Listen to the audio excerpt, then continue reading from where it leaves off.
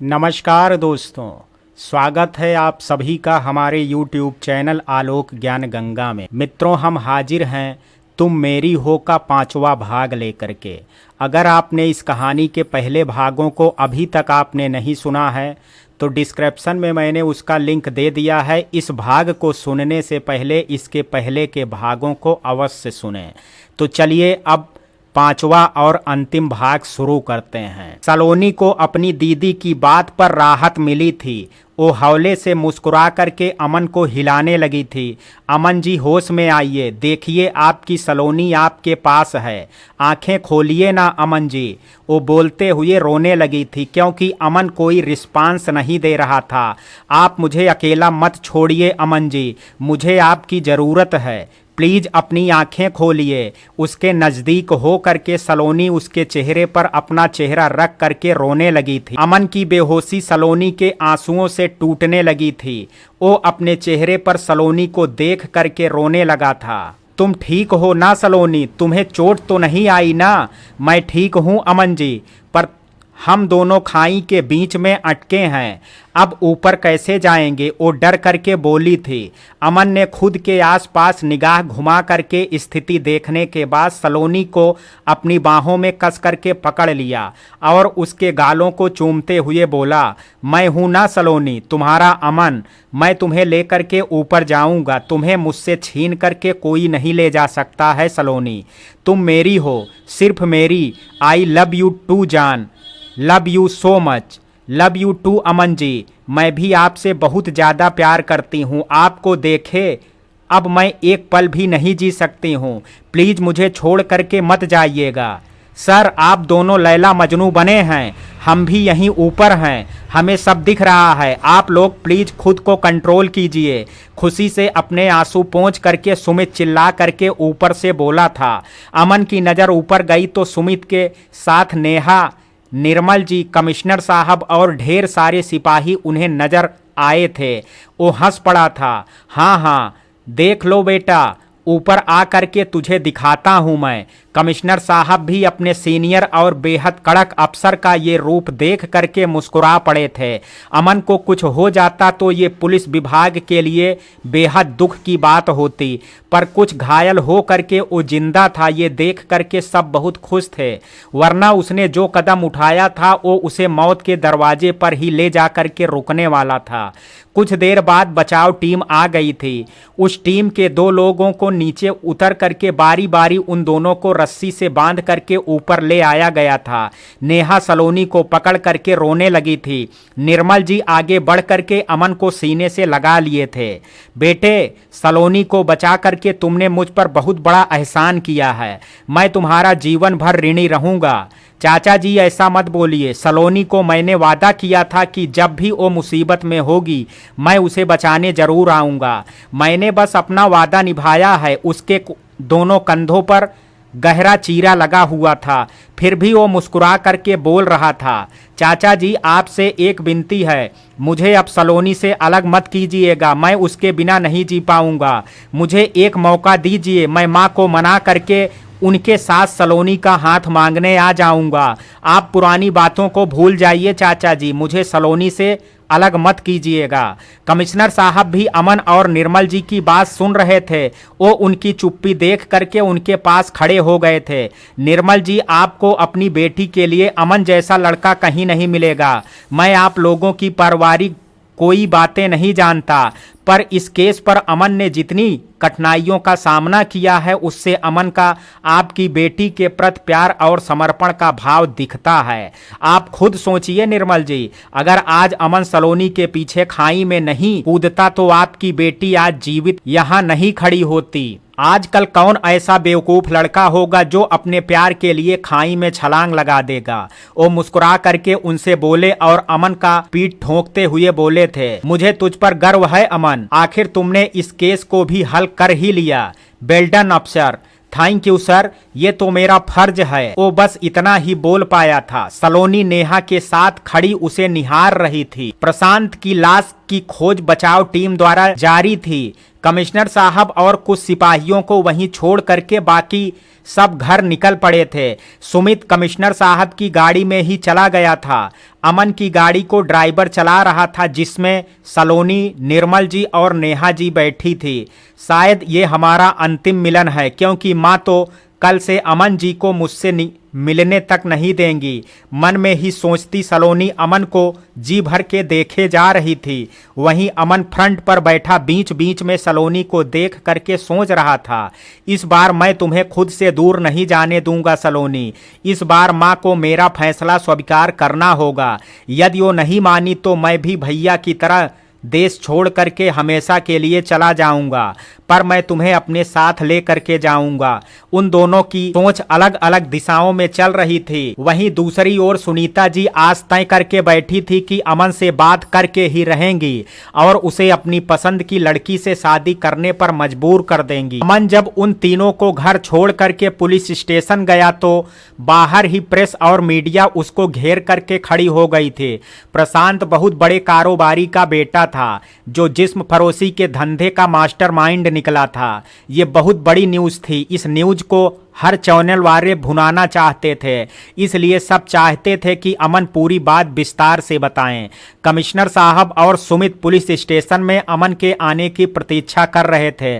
तभी उन्हें बाहर से शोर की आवाज आने लगी थी। वो कुछ पुलिस वालों को लेकर के बाहर निकले थे। उन्हें अमन रिपोर्टर से घिरा दिखाई दिया था। वो तेजी से अमन के पास आकर के सबको शांत होने को बोलने लगे थे। सर, हमें प्रशांत सिंह के जिस्म फरोशी के धंधे में शामिल होने से लेकर के उसके मौत तक की सारी बात जाननी है। आप हमें सारी बात बता दीजिए, हम चले जाएंगे। एक रिपोर्टर बहुत तेजी से अमन के आगे माइक सेट करता हुआ बोला था। अमन ने कमिश्नर साहब की तरफ देखा था तो वो इशारे से बोलने को इशारा कर दिए थे। फिर वो शुरू से लेकर के आखिर तक की पूरी बात बताने लगा था। सारे रिपोर्टर्स अमन की बातों को अपने कैमरे में कैद करते जा रहे थे। सबके जाने के बाद वो सब अंदर आ गए थे। कमिश्नर साहब बहुत खुश थे, क्योंकि बहुत दिनों से कॉलेज की गायब होने वाली सारी लड़कियों का पता चल चुका था। रमाबाई के अड्डे से मीरा जी भी मिल गई थी, जिसे बहुत मारा पीटा गया था। उन्होंने अमन को सुमित के साथ हॉस्पिटल भेज दिया था। वो आज बेहद खुश था, इसलिए जब सुमित ने उसे पट्टी करा करके घर छोड़ा तो वो सीधे जा करके सो गया था। सुनीता जी बाजार से आई तो अमन को अपने कमरे में उसे सोता हुआ पाई थी, जो आज तय कर ली थी कि अमन के साथ वो आज डॉक्टर के पास जरूर जाएंगी, क्योंकि अब उनके पेट का दर्द बहुत बढ़ गया था। वो आराम करने चली गई थी, पर नींद ना आने से वो टीवी चलाने लगी थी। यूं ही चैनल बदलते बदलते न्यूज लग गया था, जहां अमन की ही बातें की जा रही थी। हर तरफ उनकी तारीफों के पुल बांधे जा रहे थे। कैद से छुड़ाई गई लड़कियों के इंटरव्यू लिए जा रहे थे, जिसमें सब सलोनी और अमन की बातें करके अपनी आजादी की बातें कर रही थी। वो चौंक गई थी। अचानक उन्हें बाजार में मिली नेहा की कही बातें याद आ गई थी। जब अमन ने यही बात कुछ दिन पहले उनसे कहा था तो उन्हें गुस्से में बोला झूठ लगा था, पर जब नेहा ने यही बात रो रो करके कहा तो वो मान गई थी। वो सारी बातें याद करते हुए समझ गई कि इतने दिन से अमन सलोनी को ढूंढने में दिन रात एक किए हुए था। यहाँ माँ की कोई खोज खबर नहीं है और उस अनजान लड़की के पीछे अपना जीवन बर्बाद करने में लगा था। वो गुस्से में आ गई थी। रात में 8 बजे अमन की नींद टूटी थी। वो उठ करके बाहर आया तो सुनीता जी सोफे पर बैठी नजर आई थी। वो टीवी पर न्यूज में उसी की चर्चा सुन रही थी। माँ बहुत जोर की भूख लगी है, खाना दो ना। वो पास जा करके बैठता हुआ बोला था। आज बहुत दिनों बाद अमन ने उनसे सीधे मुंह बात की थी। वो बेहद खुशी से उठ करके खाना निकाल लाई थी। मेरे कंधे में दर्द है माँ, आप ही खिला दीजिए ना। वो अपनी पट्टी दिखाते हुए बोला तो वो खुद ही उसे खिलाने लगी थी। खाना खाने के बाद अमन उनकी गोद में सर रख करके सोफे पर ही लेट गया था। उसकी नज़र टीवी पर चलते न्यूज की तरफ थी। वो समझ गया था कि सुनीता जी को सारी बातें पता चल गई हैं। आज उसे भी जरूरी फैसला लेना था, इसलिए वो कुछ सोचता हुआ बोला था, माँ आप मेरी इस जीत से खुश नहीं हैं क्या? आपके बेटे ने कितने बड़े गैंग का पर्दाफाश किया है। आज शहर में आपके बेटे को बच्चा बच्चा पहचानने लगा है। क्या मैंने सही नहीं किया? नहीं बेटे, मैं बहुत खुश हूँ। आज बहुत दिनों बाद मेरा पहले वाला अमन मिला है। मैं बहुत खुश हूँ। तूने बहुत ही अच्छा काम किया है बेटा। मासूम बच्चियों की जिंदगी को नर्क से बाहर ला करके उसके अड्डे को नष्ट करके तुमने बहुत अच्छा काम किया है। वो खुशी से भावुक होती हुई बोली थी, वो पापी मर गया, ये भी ठीक ही हुआ। उसके जैसे बेरहम और राक्षस इंसान को जीने का कोई हक भी नहीं होना चाहिए। अब कोई मासूम लड़की उस नर्क में नहीं जाएगी।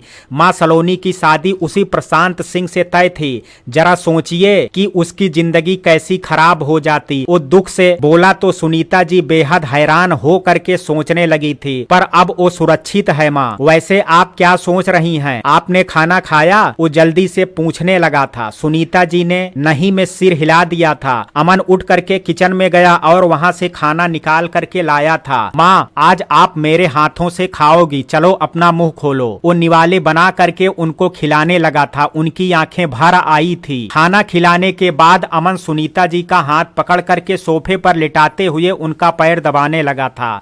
माँ, आपको याद है बचपन में जब मुझे कुछ लेना होता था तो मैं आपके पैर को दबा दबा करके अपनी बात मनवा लेता था। वो हंस पड़ी थी। हाँ बेटा, वो दिन मैं कैसे भूल सकती हूँ, सब याद है मुझे।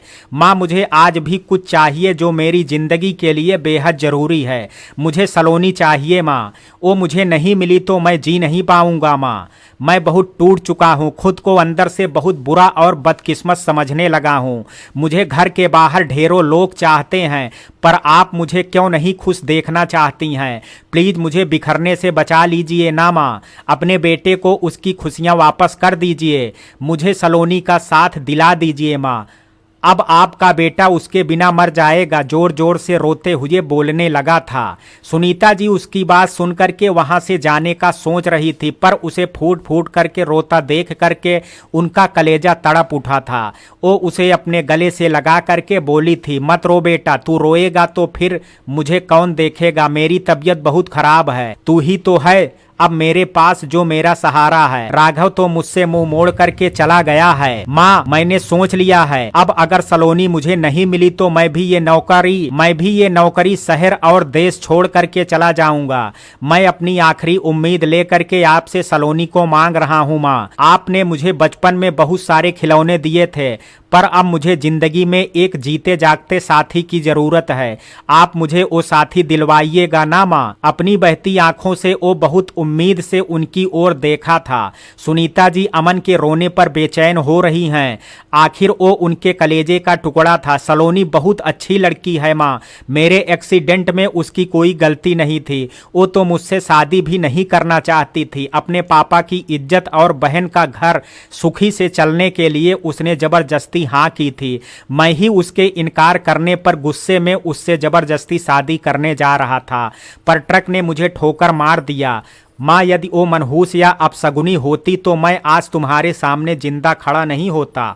माँ, आपको नहीं पता है, जब हमारा एक्सीडेंट हुआ था जिसमें पूरी मेरी गलती थी, वो भी पूरे घायल हो करके फेंका गई थी, फिर भी वो खुद को घसीट करके मेरे पास आई और रो रो करके सबसे मुझे हॉस्पिटल पहुंचाने के लिए खुशामद करने लगी थी। वो मुझे नापसंद करती थी, पर मेरे बहते खून को देख करके अचानक ही उसका दिल मेरे प्रति छुपा प्यार जाग गया था। वो किसी भी तरह मुझे पहले की तरह खड़े देखना चाहती थी। आपने हॉस्पिटल में उसे आने से रोक दिया तो वो आपकी ममता के आगे हार गई और मुझसे एक बार भी आकर के नहीं मिली। फिर जब मैं अपना घर छोड़ करके उसके पास रहने गया तो उसने मुझसे बेइंतहा प्यार होते हुए भी इनकार कर दिया और मुझे वापस आपके पास भेज दिया। वो सब कुछ रोते हुए बोलता जा रहा था। दुख से उसका सीना फटने लगा था। पता है माँ, जब वो उस दलदल में फंस गई थी, उसे सिर्फ मुझ पर भरोसा था कि मैं आकर के उसे छुड़ा लूंगा। वो उन लोगों को मेरा नाम ले लेकर के धमकियां दिया करती थी। सुनीता जी को इतनी बातें पता नहीं थी। वो अमन की बातों को ध्यान से सुन रही थी। उनके मन में बहुत बातें चलने लगी थी। सच में मैं अंधविश्वासी हो गई थी। जिस सलोनी को मैंने खुद ही हाथ फैला करके भाई साहब से मांगा था, उसे इतना बेइज्जत करके ठुकरा दिया। सलोनी ने मेरे खातिर बहुत आंसू बहाए हैं। फिर नेहा पर भी मैंने बहुत अत्याचार किया है। वो बेचारी तो यहाँ से जाना भी नहीं चाहती थी, पर मैं पत्थर दिल बनी राघव को एक बार रोकने की कोशिश भी नहीं कर सकती थी। मेरा बेटा मेरे नफरत से हार गया और अपनी मां बनने वाली पत्नी को छोड़ करके चला गया। पर अब ऐसा नहीं होगा। अपने बेटे की खुशी के लिए मैं सलोनी को अपनी बहू बनाऊंगी। निर्मल भाई साहब से हाथ जोड़ करके माफी मांग लूंगी। वो रोते हुए बोलने लगी थी, अमन मुझे माफ कर दे बेटा, मैंने तुम दोनों भाइयों को बहुत रुलाया है, पर अब नहीं मेरे बच्चे, मैं सलोनी की शादी तुमसे ही कराऊंगी। अपनी बड़ी बहू और पोते पोतियों को भी अपने घर लेकर के आऊंगी। तू अपने भैया का पता लगा बेटे, मैं उससे भी माफी मांग लूंगी। अपने हाथों से अमन का आंसू पोंछती हुई वो बोली थी। आज वो वाकई में उन्हें खुद की गलती का एहसास हुआ था। वो पछतावे की आग में सुलगने लगी थी। मेरे अंधविश्वास और नफरत के कारण हमारा हंसता खेलता घर बिखर कर रह गया। आज मेरा राघव अपना घर परिवार देश नौकरी सब कुछ छोड़ करके विदेश में भटक रहा है और मैं अपनी नफरत की जिद में अड़ करके बैठी रही। वो फूट फूट करके रोने लगी थी। माँ, आपको माफी मांगने की जरूरत नहीं है। आप मान गई हैं, यही मेरे और हमारे परिवार की खुशियों के लिए बहुत बड़ी बात है। आप भैया की चिंता मत कीजिए माँ, मैं बहुत जल्द आपके बड़े बेटे को वापस लेकर के आऊंगा। वो खुशी से उन्हें अपने बाजुओं में भर चुका था। चल बेटे, अब हम लोगों को बहुत सारा काम करना है, अभी सो जाते हैं। सुबह मुझे तेरे ससुर जी से जा करके माफी मांगनी है। वो आंसू पोंछ करके बोली तो अमन जी भी मुस्कुरा करके हाँ में सिर हिलाता हुआ उठ खड़ा हुआ था। सलोनी बेटा, मुझसे गलती हो गई। मुझे प्रशांत की सच्चाई के बारे में बिल्कुल भी जानकारी नहीं थी। निर्मल जी बहुत शर्मिंदा थे। अमन ने उन सबको घर छोड़ा तो नेहा ने सलोनी को फ्रेश करा करके जूस पिला दिया था। वो बेड पर लेटते ही सो गई थी। कई दिन बाद वो अपनों के बीच में थी, इसलिए वो बेफिक्र शाम ढले तक सोती रही थी। फिर कॉलेज से उसके प्रिंसिपल और प्रोफेसर सब मिलने चले आए थे। नीलू तो कितनी ही देर उससे गले लग करके रोती रही थी। अभी रात में वो सब खाने बैठे थे और निर्मल जी अपने गलत फैसले की जल्दबाजी पर अफसोस से बोले थे, पापा आप तो बेकार में अफसोस कर रहे हैं। अगर आपको उसकी असलियत पता होती तो क्या आप मेरी मंगनी उससे कर देते? वो मुस्कुरा करके उन्हें देखने लगी थी। निर्मल जी ने नहीं में सर हिला दिया था। तो फिर पापा, जो हुआ वो शायद उन सारी मासूम लड़कियों के हित के लिए बिल्कुल सही हुआ। उन सारी लड़कियों के साथ उस रैकेट का भी पर्दाफाश हुआ। उसका लीडर भी मारा गया और मैं भी, हमारी सलोनी भी बच गई है ना। नेहा हंस करके उसे बोलने से रोक दी थी। पापा, ये मेरा अपना मानना है कि हमारी सलोनी के उस नर्क में होने की वजह से अमन जी ने इतनी तेजी से सब कुछ किया। उन मासूमों के साथ अपनी सलोनी को भी आज़ाद कराया और अपनी जान का डर किए बिना खाई से सलोनी को जिंदा वापस लेकर के आ गया। आपका क्या कहना है? नेहा, तुम्हारी बात से मैं सहमत हूँ। मेरी सलोनी को अमन से अच्छा जीवन साथी कहीं नहीं मिल सकता है, पर सुनीता बहन जी को समझाना मेरे बस। पापा, ये सब छोड़िए, हम आज के बाद इस टॉपिक पर बात नहीं करेंगे। आपकी बेटी वापस घर आई है और आप बातों का रुख मोड़ करके कहीं और जा रहे हैं। सलोनी मुंह फुला करके बोली थी, पापा आज मुझे आप खाना खिला दीजिए ना, मुझे आज अपनी माँ की कमी महसूस हो रही है। हाँ जरूर बेटा, मैं तुझे खुद से खिलाऊंगा। वो हंस करके बोले और अपनी प्लेट से उसे खिलाने लगे थे। मौसी बच्ची बन गई, देखो भैया ये तो नाना जी के हाथ से खा रही है। चिंकू ने हंसते हुए कहा था, मुझे भी आपके हाथ से खाना है नानू, मुझे भी खिलाओ आप। पिंकी से अपना प्यार बंटता देखा नहीं गया था। वो उठ करके निर्मल जी के पास आ गई थी। वो सब हंसने लगे थे, फिर सब खुशी से खाने लग गए थे।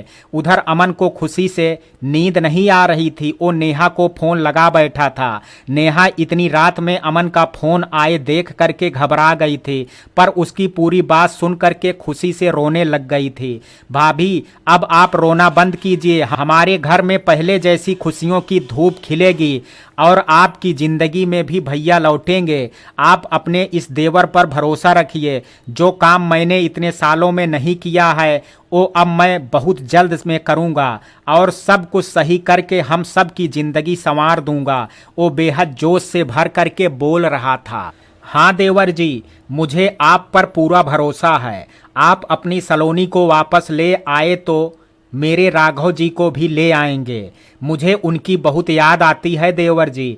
चिंकू पिंकी भी अपने पापा को ढूंढते हैं। मैंने इन दोनों को उनके विदेश में काम करने की बात बता रखी है। ये दोनों अब 4 साल के होने वाले हैं और इनके सवाल भी बहुत बड़े होने लगे हैं। अब आप ही सब कुछ सही कर सकते हैं। वो बेबसी से बोली थी। अमन ने उसका दर्द अपने दिल में महसूस किया था। देवर जी, अब कुछ देर मेरी होने वाली देवरानी से बात कर लीजिए। उसे भी आपकी याद आ रही है। वो हंस करके सलोनी के कमरे में जा करके उसे फोन थमा आई थी।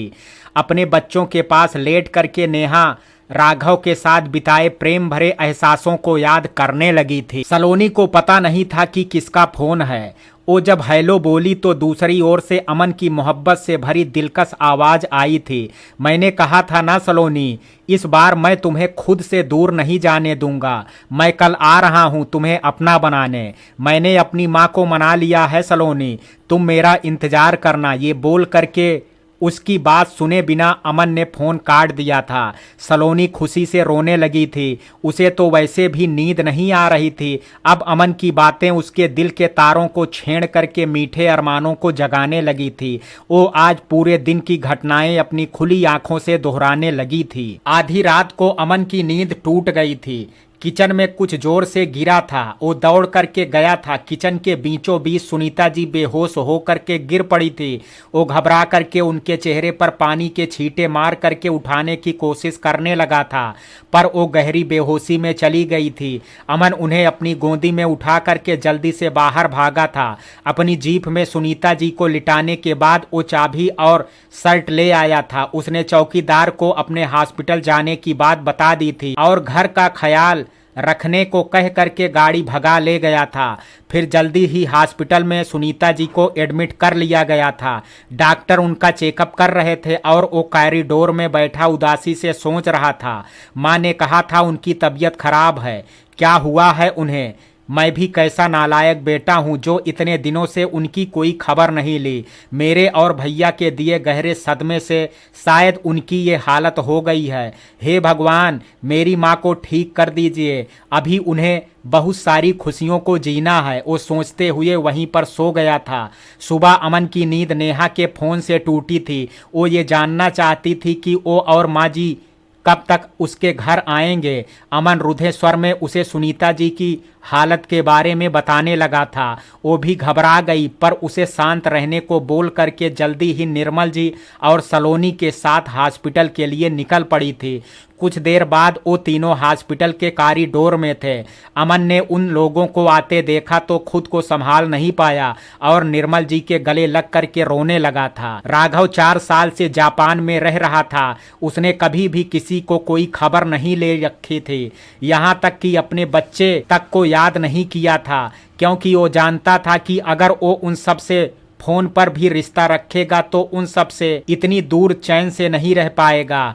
आज अपने घर में लेटे हुए उसका दिल बहुत बेचैन होने लगा था। उसे अपनी माँ, छोटा भाई, नेहा और अपने अनदेखे बच्चे की बेहद याद आने लगी थी। उसने इंटरनेशनल न्यूज लगा लिया था ताकि कुछ भारतीय समाचार सुन करके अपने दिल को शांत कर सके, पर वहां तो अमन की बहादुरी की पूरी खबर छाई हुई थी। वो अपने भाई को टीवी पर देख करके खुद को रोक नहीं पाया था। उसने उसी वक्त फोन अमन को लगाया था। हेलो, कौन बोल रहा है? अमन माँ के दुख से बेचैन था, पर इंटरनेशनल नंबर देख करके वो भरी आवाज में बोला था। उसे पूरी उम्मीद थी कि ये कॉल उसके भैया का हो सकता है। अमन, मेरे भाई, मैं हूँ तेरा भैया। राघव रोता हुआ बोला था, मैं तुझे याद तो हूँ ना, तू कैसा है मेरा भाई, मुझे तुम सब की बहुत याद आ रही है। भैया मैं ठीक हूँ, पर माँ की तबीयत बहुत खराब है, वो रात में बेहोश हो गई थी, उन्हें होश आएगा तब डॉक्टर कुछ बता पाएंगे, मैं बहुत अकेला हूँ भैया, मैं माँ को कैसे होश में लाऊं। वो भावुक होकर के बोलता फूट फूट करके रोने लगा। क्या ये कैसे हुआ अमन, वो गहरी दुख से पूछने लगा था। अमन ने अब तक की सारी बात बता दी थी। तू रो मत अमन,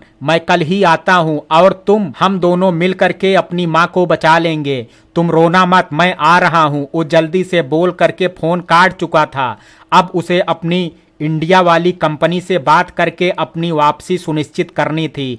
दूसरे ही दिन राघव इंडिया आ गया था। उसकी कंपनी ने उसकी रिक्वेस्ट पर उसे वापस इंडिया बुला लिया था। वो अभी अपना थोड़ा बहुत सामान लेकर के चला आया था, फिर बाद में आकर के वो सारे कागजी कार्रवाई भी पूरी कर लेने वाला था। अमन ने राघव के आने की बात उन सबको नहीं बताई थी। डॉक्टर ने सुनीता जी की हालत बहुत नाजुक बताई थी। अपने खान पान पर ध्यान नहीं देने के कारण उनका शुगर लेवल बहुत बढ़ गया था और अब उनकी किडनी फेल हो चुकी थी। डॉक्टर ने अमन को सुनीता जी की किडनी बदलने को बताई थी। वो इतनी कमज़ोर हो चुकी थी कि बोल तक नहीं पा रही थी। वो सबको लेटे हुए बस देखती रहती थी और अपने आंसू बहाती जाती थी। अमन अपनी माँ की ये हालत देख करके टूटने लगा था। हॉस्पिटल में सब बेहद शांत होकर के बैठे थे। अमन और निर्मल जी एक तरफ बैठे थे। नेहा ने चिंकू को अपनी गोद में बैठा रखा था। वहीं पिंकी अपनी मौसी के पास बैठी थी। सबके दिमाग में सुनीता जी की ही बात चल रही थी। अचानक वहां राघव आ पहुंचा था। उसने निर्मल जी के पैर छुए और अमन को गले से लगा करके रो पड़ा था। नेहा तो राघव को देख करके झटके से उठ खड़ी हुई थी। वो उसके रोने पर बहुत दुखी होने लगी थी, पर उसे अपनी मुश्किल हालत में राघव का छोड़ करके चले जाना याद आ गया था। वो मुंह मोड़ करके चिंकू और पिंकी का हाथ पकड़ करके कॉरिडोर से बाहर निकल गई थी। सलोनी उसके पीछे दौड़ी भी थी, पर वो तेजी से ऑटो पकड़ करके घर चली गई थी।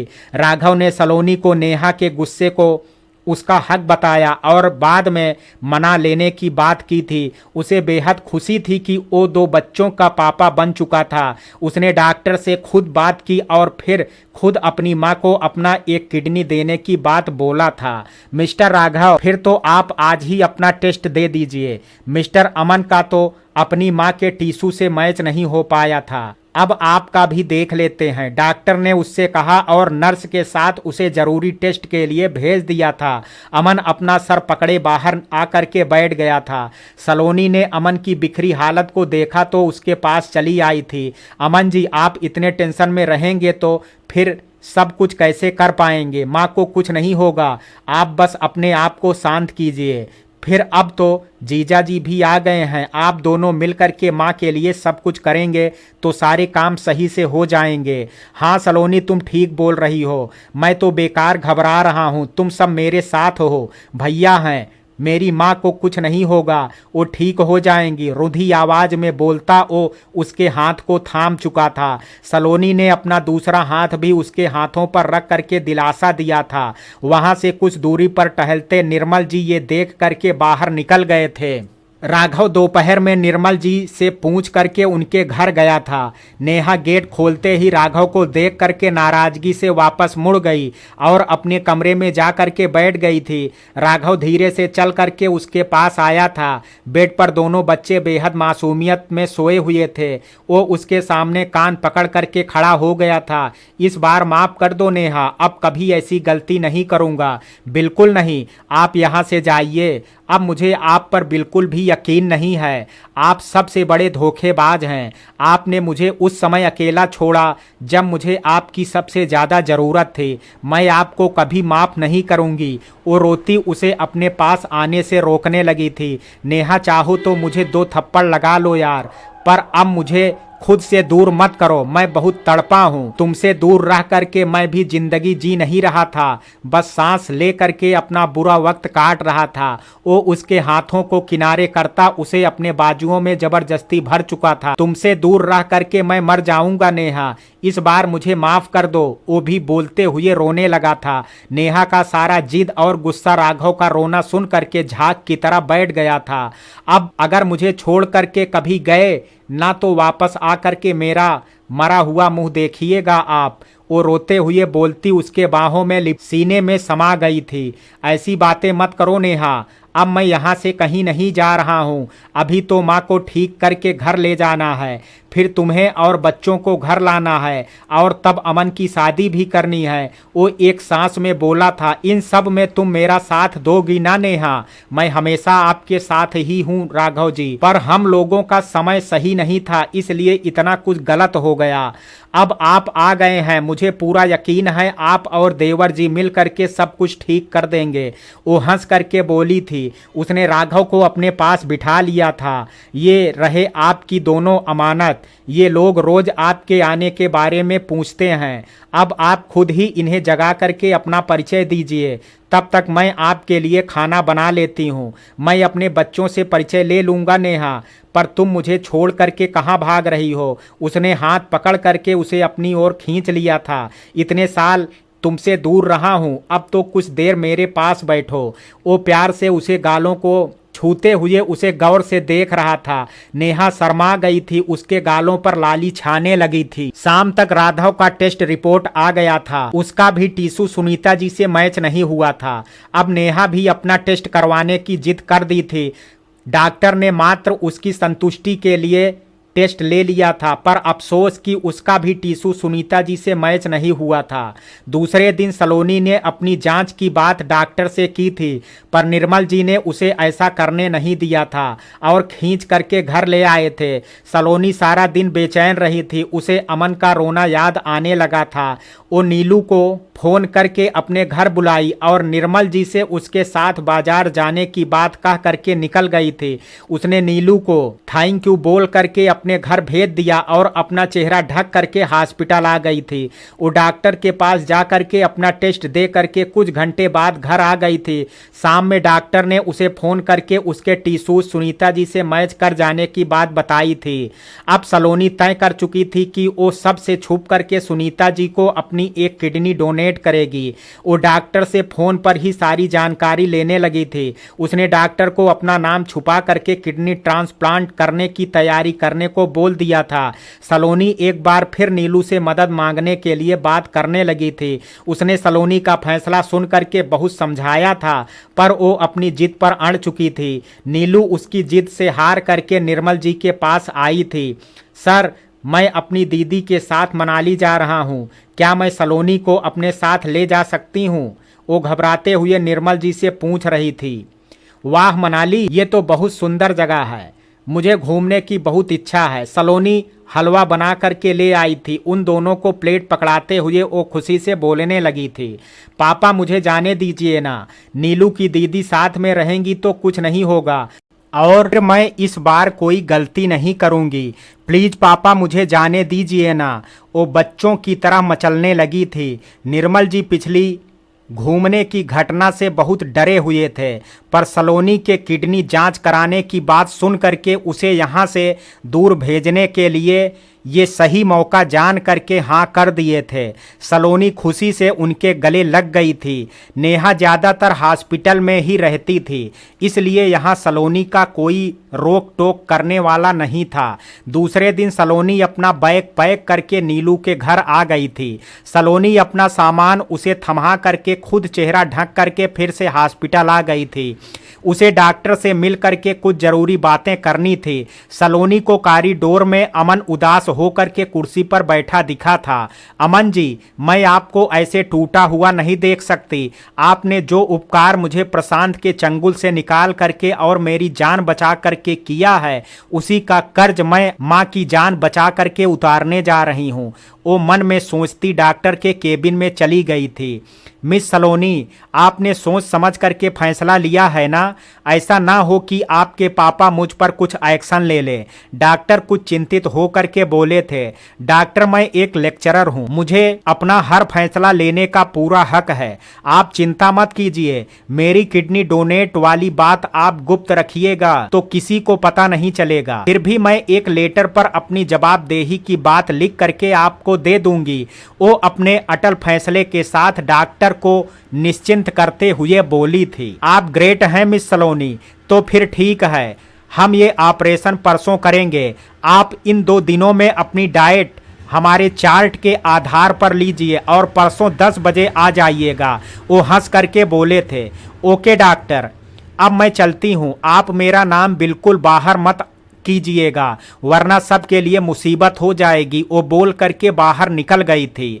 राघव और अमन सुनीता जी को किडनी लगवाने के लिए बहुत भाग दौड़ कर रहे थे। वो चाहते थे कि कोई किडनी देने को तैयार हो जाए, इसके बदले वो लाखों रुपया देने को तैयार थे, पर कोई नहीं मिल रहा था। सुनीता जी की हालत बिगड़ती जा रही थी। अचानक ही डॉक्टर ने उन दोनों को बुला करके किडनी मिल जाने की बात कही थी। उन दोनों को खुशी से बुरा हाल हो गया था। डॉक्टर 2 दिन बाद ऑपरेशन की बात कह करके सारा इंतजाम करने को बोले थे। अमन ये खुशखबरी सलोनी को बताना चाहता था, पर उस दिन के बाद वो हॉस्पिटल ही नहीं आई थी। उसने नेहा से पूछा तो वो उसके मनाली जाने की बात बता दी थी। अमन सन्न रह गया था। यहाँ वो इतने दर्द में था और उसकी सलोनी उसे छोड़ करके घूमने चली गई है, इस बात पर वो यकीन नहीं कर सका था। पर जब निर्मल जी ने उसे बात को दोहराया तो वो सर पकड़ करके बैठ गया था। उनसे सलोनी को फोन लगा करके पूछना चाहता था, पर उसने फोन ही रिसीव नहीं किया था। अमन के दिल पर यह दूसरी बार आघात हुआ था, पर इस बार कोई झूठ नहीं था। उसके सामने सारी बातें पानी की तरह साफ चमक रही थी। वो रो दिया था। आज सुनीता जी का किडनी ट्रांसप्लांट होना था। सलोनी ऑपरेशन थिएटर में जा चुकी थी। उसका ऑपरेशन करके सुनीता जी को किडनी ट्रांसप्लांट कर दिया गया था। हॉस्पिटल में सब थे, पर सलोनी ने एक फोन तक करके अमन या नेहा को सुनीता जी की तबीयत के बारे में नहीं पूछा था। अमन को बहुत अचरज हुआ था कि सलोनी ऐसे तो नहीं है, पर ऐसा कर क्यों रही है। उसने अपने एक सीक्रेट खबरी को सलोनी की पूरी जानकारी पता करने को लगा दिया था। उधर सलोनी के होश में आने पर नीलू उसे लेने आई थी। वो उसे हॉस्पिटल के पीछे वाले दरवाजे से निकाल करके एम्बुलेंस से अपने घर ले गई थी। कुछ दिनों के बाद सुनीता जी स्वस्थ हो करके अपने घर आ गई। वो अपने दोनों बेटे को पास पा करके बहुत खुश थी। उन्होंने निर्मल जी को फोन पर बात करके अपने व्यवहार के लिए माफी मांगी और नेहा को उसके घर भेज देने को कहा था। निर्मल जी तो अपनी बेटी की खुशियां ही चाहते थे और राघव के आने पर नेहा को खुशी खुशी विदा कर दिए थे। सलोनी भी 20 दिनों बाद नीलू के घर से वापस आ गई थी। उसने आते ही नेहा को फोन करके सुनीता जी के बारे में जानना चाहा था, पर नेहा सलोनी से बहुत नाराज। उसने नेहा का फोन भी नहीं उठाया था। सलोनी रो करके रह गई थी। रविवार का दिन था। सलोनी निर्मल जी के साथ अमन जी के घर आई थी। अमन गेट खोलने आया तो उन दोनों को देख करके चौंक गया था। उसने निर्मल जी को प्रणाम किया था। उनके पीछे खड़ी सलोनी को देख करके उसे बिल्कुल अच्छा नहीं लगा था। वो अपनी नजरें फेर करके निर्मल जी को अंदर चलने को बोला था। सलोनी अमन को छुप करके देखने लगी थी, पर वो उसे इग्नोर करते किसी से फोन पर बात करते हुए बाहर चला गया था। सलोनी सुनीता जी से मिल करके उनका हाल पूछने के बाद नेहा के कमरे में जा करके चिंकू पिंकी को गोद में लेकर के प्यार करने लगी थी। वो दोनों भी अपनी मौसी से लिपट करके अपनी बातें सुनाने लगे थे। तुम्हारे नहीं आने या माँ की कोई खबर नहीं लेने से भी मेरी माँ ठीक है, तुम क्यों आई हो? नेहा कमरे में आती गुस्से से बोली थी, दीदी ऐसा मत बोलो ना, मैं पापा से हमेशा उनके बारे में पूछती थी। वो जल्दी से बोली थी। उसका गला भर आया था। झूठ मत बोलो सलोनी, मुझे सब पता है। तुम्हारे इस बदले रूप ने मुझे बेहद चकित कर दिया है। तुम्हें लगा कि माँ से बदला लेने का ये सही मौका है और उन्हें दुख पहुँचाने के लिए तुम यहाँ से निकल करके मनाली घूमने चली गई। मैंने तुमसे इस तरह के व्यवहार की उम्मीद नहीं की थी। गुस्से से बोलती वो किचन में चली गई थी। सुनीता जी निर्मल जी से बातचीत करने लगी थी। वो उनका हालचाल पूछने लगे थे। राघव भी वहीं बैठा था। सुनीता जी निर्मल जी से सलोनी और अमन की शादी की बात तय करने को बोली थी। वो अमन और सलोनी के रिश्ते के लिए तैयार थी, पर उनके चेहरे पर कोई खुशी नहीं दिख रही थी। वो जब ठीक हुई थी तो नेहा से सलोनी के बारे में पूछने लगी थी। नेहा ने उन्हें सलोनी के मनाली जाने की बात बता दी थी, जिससे उन्हें बहुत दुख हुआ था। फिर भी वो अमन की खुशी के खातिर ये शादी करने के लिए तैयार थी। राघव के चेहरे पर भी कोई खास खुशी नहीं दिख रही थी। वो चुप हो करके बैठा हुआ था। नेहा चाय लाते हुए अमन सलोनी के रिश्ते की बात सुन चुकी थी। वो राघव को इशारे से इस रिश्ते से मना करने के लिए बोली थी। उसी समय सलोनी पिंकी को गोद में लिए बाहर आई थी। नेहा ने गुस्से से भर करके उसे घूरा और सबको चाय देने लगी थी। सलोनी दुख से मुस्कुरा करके पिंकी को अपने पापा की गोद में दे करके सुनीता जी के पास जा करके बैठ गई थी। माँ, मुझे आप लोगों से कुछ कहना है। वो कुछ देर चुप हो करके सबको देखने लगी। देखने के बाद उसने सर झुकाए हुए बोला था, आप मेरी दीदी की सासू माँ हैं। जितना वो आपको अपना माँ समझती हैं, उतनी ही मैं भी आपको अपनी माँ मानती हूँ। आप मेरे लिए हमेशा मेरी माँ बन करके रहेंगी। हमारा रिश्ता कभी खत्म नहीं होगा। पर माँ, मैं अमन जी से शादी नहीं कर सकती हूँ। आप अमन जी के तरफ से भी निश्चिंत रहिए, वो भी मुझसे शादी नहीं करेंगे। बेहद दुख से वो हौले से बोली थी। फिर सब पर एक नजर डाल करके बोली, अब मैं आप लोगों से हाथ जोड़ करके कहती हूँ कि आप लोग अमन जी और मेरी शादी की बात मत कीजिएगा। हमारे रास्ते हमेशा से अलग थे और रहेंगे। बोलती वो उठ करके बाहर निकलने लगी थी, पर नेहा से अब उसका ये स्वार्थीपन बर्दाश्त के बाहर होने लगा था। उसने सलोनी का हाथ खींच करके अपनी तरफ घुमाया और एक थप्पड़ खींच करके लगा दिया था। तुम वास्तव में बहुत ही मतलबी और स्वार्थी लड़की हो सलोनी। अमन जी ने अपनी जान पर खेल करके तुम्हें बचाया और आज तुम उन्हें ठुकरा रही हो। तुम मेरी बहन हो, पर मुझे अफसोस है कि इतने दिन मैं तुम्हें पहचान नहीं पाई। अरे तुम क्या अमन जी को छोड़ोगी? हम लोग खुद ही तुम्हारी शादी उससे नहीं करेंगे। तुम्हारा असली रूप देख करके अब हमारी आंखें खुल चुकी हैं। मेरे अमन जी के लिए तुमसे लाख गुना सुंदर लड़कियां मिल जाएंगी। वो गुस्से से बोलती हुई उसे धकेल दी थी। सलोनी दीवार से टकराते हुए बची थी। फिर वो निर्मल जी के पास जा करके बोली थी, पापा, यदि आपको बुरा लगा तो मुझे माफ कर दीजिएगा, पर मैं अब सलोनी को अमन की जिंदगी बर्बाद नहीं करने दूंगी। उसने माँ की खराब हालत को देखते हुए भी मनाली घूमने का प्लान बनाया और एक बार भी उनकी कोई खबर नहीं ली। ये इसके मन के स्वार्थीपन की हद को दिखाता है। मैं इसको अपने घर की सदस्य नहीं बनने दूंगी। निर्मल जी कुछ नहीं बोल पाए थे। वो एक नजर सुनीता जी और राघव पर डाल करके उठ खड़े हुए थे। उन्होंने हाथ जोड़ करके सुनीता जी को प्रणाम किया और दुख से अपने आंसू को रोके खड़ी सलोनी का हाथ थाम करके अपने घर के लिए निकल गए थे। वो दोनों घर से निकलने ही वाले थे कि अमन एक आदमी को लेकर के मुस्कुराता मेन गेट से अंदर आया था। चाचा जी, आप लोग इतनी देर से बात कर रहे थे, अब कुछ देर मुझसे भी बातें कीजिए। आप दोनों अंदर चलिए, मुझे आपसे बहुत बातें करनी है। बेटा, हमारी सारी बातें खत्म हो चुकी हैं, अब करने के लिए कुछ नहीं है, हमें जाने दीजिए। वो बेहद उदासी से बोले थे। अपनी एक बेटी का अपमान अपनी ही बड़ी बहन से होता देख करके वो बहुत दुखी थे। चाचा जी प्लीज, आपको मेरी बात माननी होगी, आइए अंदर चलिए। वो निर्मल जी का हाथ पकड़े अंदर लाने लगा था। सलोनी वहीं सर झुकाए खड़ी थी। सलोनी, अंदर आ जाओ, मेरी बात सुने बिना तुम लोग यहाँ से बाहर नहीं निकल सकते। और वो अंदर चला गया था। मजबूरी में वो भी वापस अंदर चल दी थी। देवर जी, आप फिर इन सबको ले आए हैं? नेहा गुस्से से उन सबको लाउज में आते देख करके बोली थी। आपको सब कुछ पता है, फिर भी आप? मेरी प्यारी भाभी जी, आपका ये देवर वाकई में सब कुछ जानता था, पर पता नहीं इस बार असली अपराधी को अपनी नजरों से कैसे नहीं पहचान पाया। वो मुस्कुराते हुए नेहा का हाथ पकड़ करके सुनीता जी के पास बैठा दिया था।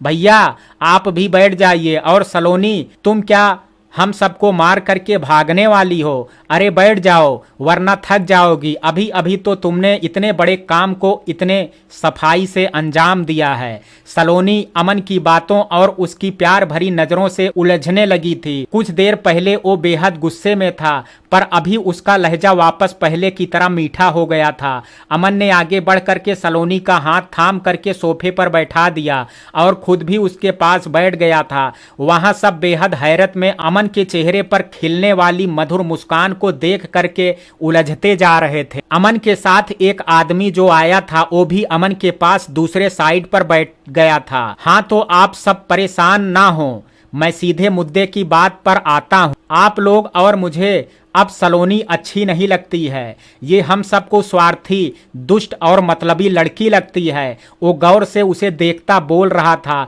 सलोनी अपनी उंगलियों को आपस में फंसाए खुद की बेइज्जती सहने को तैयार थी। हाँ तो भाई मेरे सिगरेट खबरी लाल महोदय, अब आप जरा अपनी होशियारी का नमूना सबको दिखाइए ना। वो हंस करके अपने साथ बैठे आदमी से बोला था। उसने तुरंत ही अपने बैग से 4 लिफाफा निकाला और उठ करके उन चारों के हाथों पर रखता गया था, पर सलोनी को उसने नहीं दिया था। हाँ तो अब आप लोग इस लिफाफों को खोल करके देखिए और सब कुछ तय कीजिए, और सब जरा अपने दिल को संभाल करके देखिएगा। मैं पहले ही देख चुका हूं और खुद को बेहद खराब इंसान समझने लगा हूं। अपने अंतिम शब्दों पर वो जोर दे करके बोला था। सलोनी अमन के ऐसा बोलने पर बहुत बेचैन से फोटो देखने को उठी थी, पर अमन ने उसका हाथ पकड़ करके अपने पास वापस बैठा लिया था। वो गुस्से से उससे अपना हाथ छुड़ाने लगी थी, पर उसकी मजबूती के आगे बेबस हो करके बैठ गई थी सलोनी। वो लोग फोटो देखने लगे थे, फिर अचानक ही सबके चेहरे सफेद पड़ने लगे थे। नेहा तेजी से उठ करके सलोनी को अपनी बाहों में भर कर रो रो करके माफी मांगने लगी थी। सुनीता जी भी उठ करके उसे गले लगा करके माफी मांगने लगी थी। निर्मल जी कुछ नाराजगी से ही पर सलोनी के सर पर प्यार से हाथ फेरने लगे और राघव भी उठ करके उससे माफी मांगने लगा था। क्या हो गया है आप लोगों को? गलती मैंने की है और माफी आप लोग मांग रहे हैं, सलोनी नासमझी से बोली थी, पर सब प्यार से मुस्कुरा करके उसे देखे जा रहे थे। अमन ने अब उसका हाथ छोड़ दिया था। सलोनी को बेड पर पड़ी तस्वीर दिखाई दी थी। वो उठ करके वो फोटो उठा करके देखने लगी थी और उसके होश उड़ गए थे। वो सारी फोटो सलोनी की ही थी। हॉस्पिटल में डॉक्टर से मिलने से बात करने तक की, ऑपरेशन थिएटर से किडनी देने के बाद नीलू के साथ एम्बुलेंस में जाने तक की सारी फोटो सब उसका मुंह चिढ़ा रही थी। वो लड़खड़ा करके गिरने लगी थी, पर अमन उसे थाम लिया था। सलोनी, तुमने मेरी माँ को बचाने के लिए इतना बड़ा कदम उठाया और हम लोग तुम्हें गलत समझते रहे। अमन बेहद शर्मिंदा होते हुए बोला था। अमन जी, ये सब आपको कैसे पता लगा? नेहा ने आश्चर्य से पूछा था। उसे अपने आप पर अब बेहद गुस्सा आ रहा था। अपने कुछ समय पहले के व्यवहार को याद करके वो अब बेहद शर्मिंदा हो रही थी। मैंने हॉस्पिटल में सलोनी और चाचा जी की बातें सुनी थी। वो सलोनी को अपना टेस्ट देने से मना कर दिए थे क्योंकि वो नहीं चाहते थे सलोनी अपनी किडनी दान करे। फिर दूसरे दिन मुझे पता चला कि सलोनी घूमने के लिए मनाली चली गई है। मुझे बहुत आश्चर्य हुआ। भावुक और जिम्मेदार लड़की जो अपनी छात्रा को बचाने के चक्कर में खुद खतरे में पड़ गई थी, वो मेरी माँ की हालत देख करके भी यहाँ नहीं रह करके शहर से बाहर चली गई। अमन बोलते हुए उसे देखने लगा था। इसकी इस हरकत का मुझे बिल्कुल यकीन नहीं हुआ था। मैंने अपने सिगरेट खबरी को सलोनी के पीछे लगाया और सलोनी की सारी जानकारी मुझे देने को कहा था। कुछ देर पहले जब चाचा जी और सलोनी यहाँ आए तभी मुझे इसका फोन आया था। अब मैं सारी सच्चाई को गवाह के साथ आप सबके सामने लेकर के आया हूं। वो बोलते हुए लाउंज से बाहर निकल करके गया और कुछ ही देर बाद आया था। उसके साथ नीलू थी। सलोनी का चेहरा सफेद पड़ गया था। मुझे माफ कर दे सलोनी, जब अमन सर को फोटो में तेरे साथ मैं भी दिखी तो वो मुझे यहाँ ले आए थे। मैं सच बोल रही हूँ, मैं नहीं आना चाहती थी, पर इन्होंने तुम्हारा और अपनी मोहब्बत का वास्ता दे करके मुझे आने को मजबूर कर दिया। इनके आंसुओं ने मुझे पिघला दिया और मैं इनके साथ आ गई। प्लीज यार मुझे माफ कर दे। वो सलोनी का हाथ पकड़ करके बोली थी। सलोनी बस उसका चेहरा देखती रह गई थी। चाचा जी, सलोनी को आपने जब रोक दिया था तो वो मुझे अपनी कसम दे करके मदद करने को बोली और मुझे अपनी सहेली की मदद करनी पड़ी थी। चाचा जी, आपकी होने वाली बहू आपको इतने दर्द में छोड़ करके कहीं भागी नहीं थी। ये सब से छुप करके बस अपना फर्ज निभा रही थी। नेहा दीदी, आपकी सलोनी का दिल बहुत बड़ा है। वो जब परायों के लिए अपनी जान की परवाह नहीं कर सकती तो सोचिए कि अपनों को मौत के मुंह में छोड़ करके घूमने कैसे जाती। बस करके नीलू ने सबको सलोनी की सच्चाई बताई थी। अमन सर, अब मुझे घर जाने दीजिए। अब तो आप दोनों शादी करके खुश रहिए, पर मेरी दोस्त तो मुझसे शायद ही बात भी करे। वो बेहद अफसोस। खबरदार नीलू, जो दोबारा ऐसी बातें बोली तो एक तू ही तो मेरी दोस्त है, मैं भला तुझसे बात किए बिना कैसे रहूंगी। सलोनी ने रोते हुए नीलू को अपने गले से लगा लिया था। वो भी हंस दी थी। मुझे तुझ पर नाज है बेटी, तुमने मेरे मना करने के बाद भी बहन जी को किडनी दान करके बहुत अच्छा किया। मैं तुम्हारा भला सोचने के चक्कर में स्वार्थी हो गया था, मुझे माफ कर दो। आज मुझे बेहद खुशी हो रही है कि मैं तुम्हारा पिता हूँ। निर्मल जी सलोनी के सर पर हाथ रख करके बोले थे। सलोनी रोते हुए बोली थी, पापा आप मुझसे माफी मत मांगिए, मैंने अमन जी को अपनी माँ के लिए तड़पते देखा था। इन्होंने मुझे उस नर्क वाली जिंदगी से निकाला था जहां से निकलने के लिए लड़कियों को अपनी जान देनी पड़ती है। मैं यदि इनको खुशी देने के लिए अपने शरीर का छोटा सा टुकड़ा दान भी कर देती तो कोई फर्क नहीं पड़ता है। आपके मना करने के बावजूद मुझसे रहा नहीं गया और मैंने आपसे छुप करके टेस्ट कराए। संयोग से मेरा और माँ की किडनी मैच हो गई, पर आप तो देने नहीं देते, इसलिए मैंने नीलू को खुशामद करके तैयार किया और आपसे मनाली जाने की झूठी बात कह करके इसके घर चली गई थी।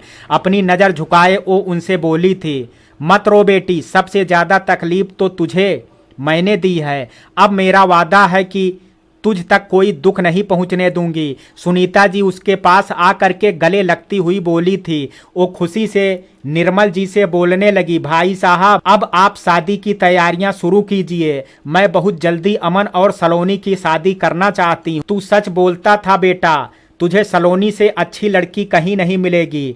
तुम दोनों नीलू को घर छोड़ करके आओ, तब तक हम बड़े बाकी की सारी बातें कर लेते हैं। हाँ, और सुन, मेरी छोटी बहू को खिला पिला करके कुछ गिफ्ट दिलाते आना। सुनीता जी हंस करके बोलती, सलोनी का हाथ अमन के हाथों में पकड़ा दी थी। माँ, क्यों ना हम अभी सलोनी को अंगूठी पहना करके सगाई की रस्म कर ही लेते हैं, ये ठीक रहेगा ना पापा। नेहा ने तेजी से सब तय कर लिया था। उसने अपनी अंगूठी निकाल करके सलोनी को पकड़ा दी और राघव को भी इशारे से अपनी अंगूठी अमन को देने को कहा था। हाँ बेटा जी, आप ये रस्म करके मेरी सलोनी को सबके सामने अपना लीजिए, मुझे कोई ऐतराज नहीं है। निर्मल जी खुशी से बोले थे।